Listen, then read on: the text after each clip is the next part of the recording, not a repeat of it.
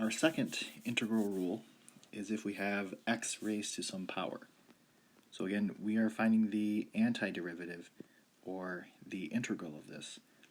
And to do that, or for the opposite direction, it's actually going to be equal to x raised to the n plus 1 all over n plus 1, and then plus c. So essentially you are upping the power by 1 and then dividing by that new power. So let me write that. We are, if you want to say, up the power by 1 and divide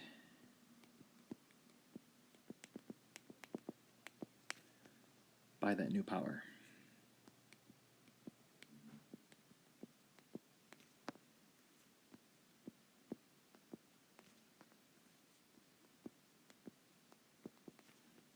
So if we look at number 3, we are taking the integral of this.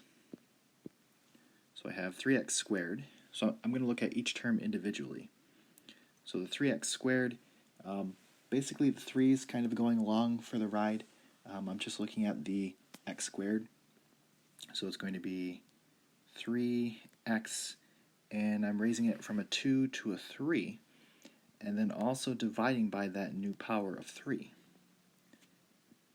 Plus, if we look at the 4x, again the 4 just kind of goes along with it, the x is going to become an x squared, because it used to be an x to the 1. You're raising the power by 1 to be 2, and then dividing by that new power. And then we can't forget about putting a plus c here. And then we should try to reduce if possible. So these 3's can cancel out, and you're left with an x cubed, and then this will be plus 2x squared, and then plus c. So this will be your answer. If you want to check, you should always be able to check your work if you just take the derivative. So if you take the derivative,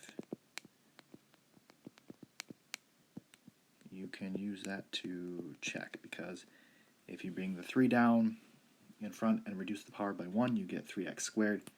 If you bring the 2 down, you get 4x, and then the c goes away. So you don't have to check, but it's an option for you. Let's look at number 4.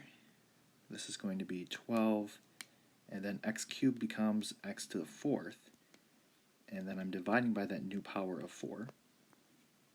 Minus 9, the x squared becomes an x cubed, and I'm dividing by that new power. The x becomes x squared, and I'm dividing by the 2. And then the minus 3 is just going to become a minus 3x. So we're using that first rule again. And then plus c. And then we should always try to reduce if possible.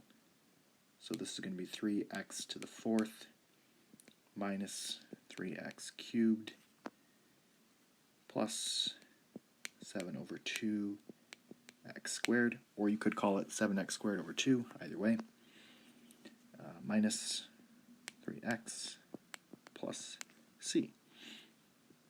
And that'll be our answer.